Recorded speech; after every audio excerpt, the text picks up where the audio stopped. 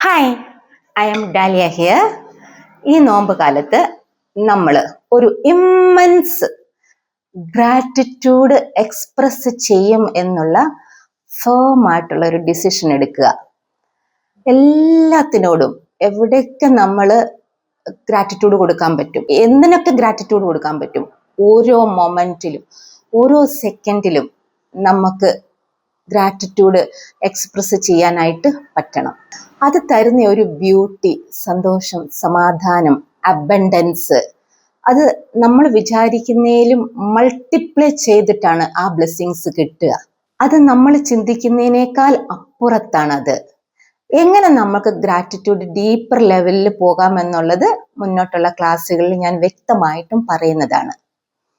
എല്ലാവർക്കും അറിയാം ഗ്രാറ്റിറ്റ്യൂഡ് എന്താണെന്നല്ലേ, പക്ഷെ അത് സ്പിരിച്വലി അത് എത്രമാത്രം കണക്റ്റഡ് ആയിട്ടുണ്ട് എന്ന് ഡീറ്റെയിൽ ആയിട്ട് ഞാൻ ക്ലാസ്സുകളിൽ ഡിസ്കസ് ചെയ്യാം. ഖുറാനിലും ബൈബിളിലും പറഞ്ഞിരിക്കുന്നത്, if you are grateful I will surely increase.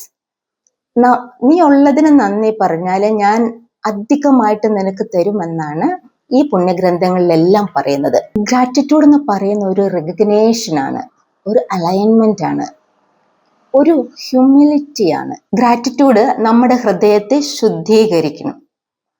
മൈൻഡിനെ cleanse ചെയ്യുന്നതിലൂടെ, ഹൃദയശുദ്ധി വരുന്നതിലൂടെയാണ് നമുക്ക് അബണ്ടൻസ് കിട്ടുക. നമ്മൾ ഗ്രാറ്റിറ്റ്യൂഡും പറയും, അപ്പുറത്ത് നിന്നിട്ട് പോയിട്ട് മോശമായിട്ടുള്ള കാര്യങ്ങൾ പറയുകയും പ്രവർത്തിക്കുകയും വീക്ഷിക്കുകയും ചെയ്യുമ്പോൾ നമുക്കൊരിക്കലും അബണ്ടൻസ് നേടാൻ പറ്റത്തില്ല.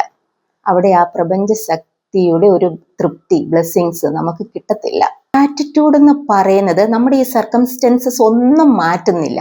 നമ്മുടെ ചുറ്റുമുള്ളത് അങ്ങനെ തന്നെയായിരിക്കും. നമ്മളാണ് മാറുക, നമ്മുടെ ഇന്നർ മൈൻഡാണ് മാറുക. നമ്മൾ ഉള്ളതിന് നന്ദി പറയുക മാത്രമല്ല, അതിനപ്പുറം ഈ ഉള്ളത് നമുക്ക് തന്ന ഈ പ്രപഞ്ച ശക്തിക്ക്, അതിനോട് നമ്മൾ നന്ദി ഉണ്ടാകുക, അതിനോട് നമ്മൾ അലൈൻഡ് ആകുക. ഇന്ന് മുതൽ നമ്മൾ ഗ്രാറ്റിറ്റ്യൂഡ് പറയുന്നത് ഉള്ളതിനല്ല, അത് തന്ന സോഴ്സിന്, ആ സോഴ്സിനെ റെക്കഗ്നൈസ് ചെയ്ത് അതിനോട് ഗ്രാറ്റിറ്റ്യൂഡ് ഉണ്ടാകുക. അതാണ് ഒരു സ്പിരിച്വലി ഗ്രാറ്റിറ്റ്യൂഡിലേക്ക് വരുമ്പോൾ ചെയ്യുന്ന ഒരു കാര്യം. ദൈവവുമായിട്ട് ഒരു അലൈൻമെന്റിലായിരിക്കണം.